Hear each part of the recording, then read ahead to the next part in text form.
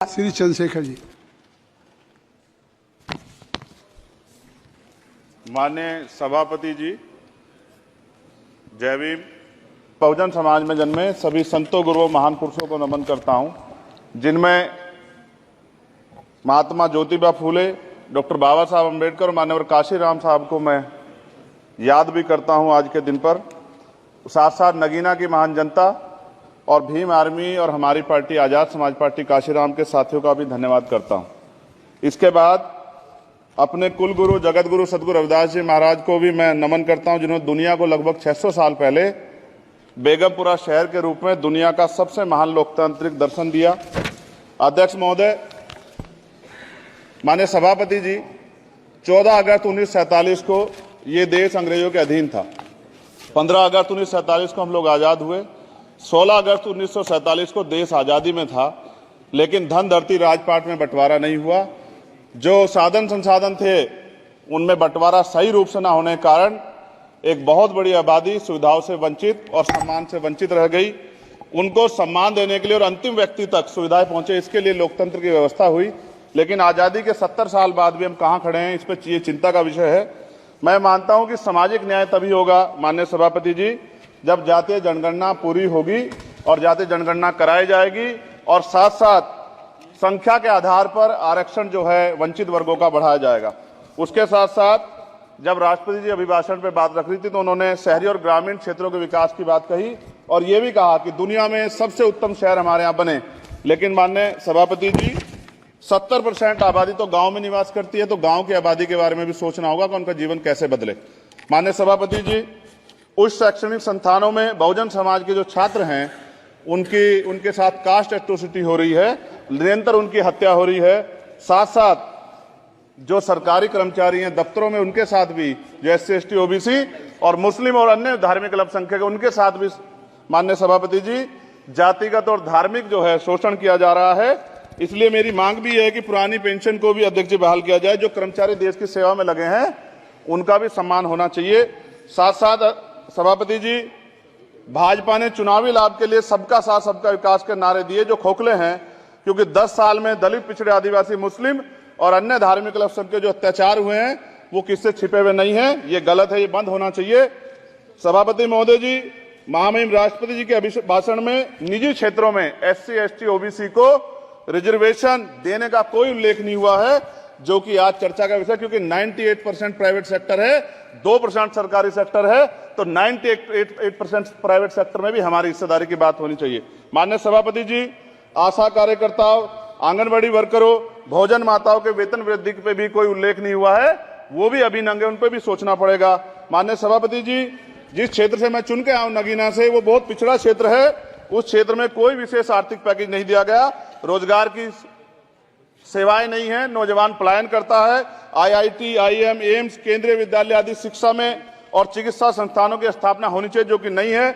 और माननीय सभापति जी, मानसून सत्र आ गया है, मेरा क्षेत्र बाढ़ से बहुत प्रभावित है, इसलिए मैं आपसे आग्रह करूंगा कि वहां के लोगों को बाढ़ से निजात दिलाई जाए।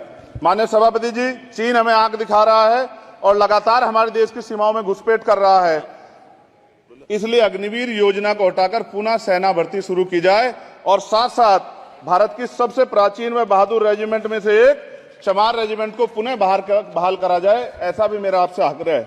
माननीय सभापति जी, पिछले सारे प्रधानमंत्रियों ने मिलकर जितना कर्ज लिया है उससे दुगना कर्ज हमारे वर्तमान के प्रधानमंत्री जी ने लिया है। किसान अगर अपना कर्ज माफ कराने के लिए जाता है तो लाठी झेलनी पड़ती है, जबकि सरकार ने धन्ना सेठों का 15 लाख करोड़ रुपया माफ किया है। इस ओर हमें ध्यान देना पड़ेगा, हमारी आने वाली पीढ़ियों को ये कर्ज चुकाना पड़ेगा। माननीय सभापति महोदय जी, किसानों को MSP की लीगल गारंटी तथा किसानों का कर्ज माफ होना चाहिए। साथ साथ 2 अप्रैल 2018 को SC ST के बच्चों पे बहुत बड़े पैमाने पे मुकदमे लगे थे, वो हमारी लड़ाई सही थी, ये सुप्रीम कोर्ट ने माना और बाद में सरकार ने माना, वो मुकदमे तुरंत वापिस होने चाहिए।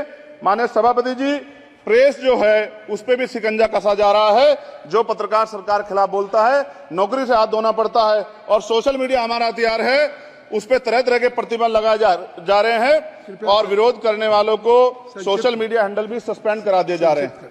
साथ साथ सभापति जी, पेपर लीक और परीक्षाओं के कैंसिल होने से देश के नौजवानों का भविष्य खतरे में है। नीट, यूपी सिपाही भर्ती सभापति जी और 69,000 शिक्षक भर्ती में आरक्षण घोटाला हुआ है, कोई पूछने वाला नहीं, खून के आंसू रो रहे हैं बच्चे, बेरोजगारी का दंश युवा झेल रहे हैं।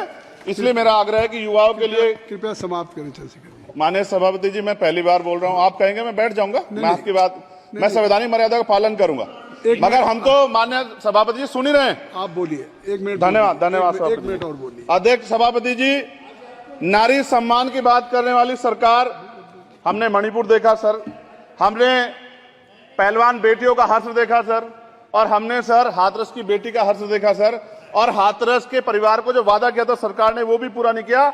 और महिलाओं में भी, स्पेशली दलित, पिछड़े और मुस्लिम वर्ग की, आदिवासी वर्ग की महिलाओं के साथ आज भी एनसीआरबी का डाटा कहता है सर, जो जुल्म हो रहा है वो सहनीय नहीं है सर। साथ साथ कोविड में तैरती, हमने कोविड में बहुत सुना सर, कोविड में तैरती लाशें भी गंगा में हमने देखी है सर, और मजदूरों का हाल भी हमने देखा है। सभापति जी, बस सब समाप्त कर रहा हूं। नोटबंदी पे छोटे मजले उद्योग की जो कमर टूटी वो भी हमने देखी है। सभापति जी, शैक्षणिक संस्थानों, विश्वविद्यालयों में, चिकित्सा संस्थानों में ओबीसी एसटी के योग्य अभ्यर्थी को एनएफएस करके जिस तरह निकाला जा रहा है, लेटरल एंट्री करके जिस तरह हमारे रास्ते बंद किए जा रहे, ये भी हम देख रहे हैं सभापति जी। साथ साथ मेरा ये कहना है सर, ये सबका इशू है कि प्राइवेट कर्मचारी सर और सरकारी भी कई जगह पे 8 से ज्यादा घंटों से काम करते हैं, और उनको जो सर उचित वेतन भी नहीं मिलता, तो न्यूनतम वेतन 20,000 रुपए तय हो और 24 घंटे की ड्यूटी। उदाहरण के तौर पर यूपी पुलिस सर बहुत पूरा काम करते हैं वो लोग, वो राज्य के विषय हैं। आप सर मैं आपके राज्य सरकार के लिए भी आपके संज्ञान में डाल रहा हूं विषय सर। पुलिस सब जगह है सर, लेकिन सवाल ये है सर, बहुत पसीना बहाते हैं, 8 घंटे की ड्यूटी और वेतन विसंगति, बॉर्डर स्कीम से उनको जो बाहर किया जाए। माननीय सभापति जी, 1 मिनट चाहिए सभापति जी। राष्ट्रपति जी ने धर्म के बारे में बात की थी, राम मंदिर से पहले हमारे गुरुघर तुगलकाबाद का फैसला आया था राष्ट्रपति जी, वो सभापति जी अभी तक दिल्ली में स्थित सदगुरु रविदास जी महाराज का गुरुघर नहीं बना। साथ साथ सभापति जी, अपनी बात को खत्म करते हुए मैं आपसे कहना चाहता हूं कि जितना देश दूसरों का है सर, इतना हमारा भी है। हम मरने के लिए पैदा नहीं हुए, जो चाहता है हमारी हत्या कर देता है।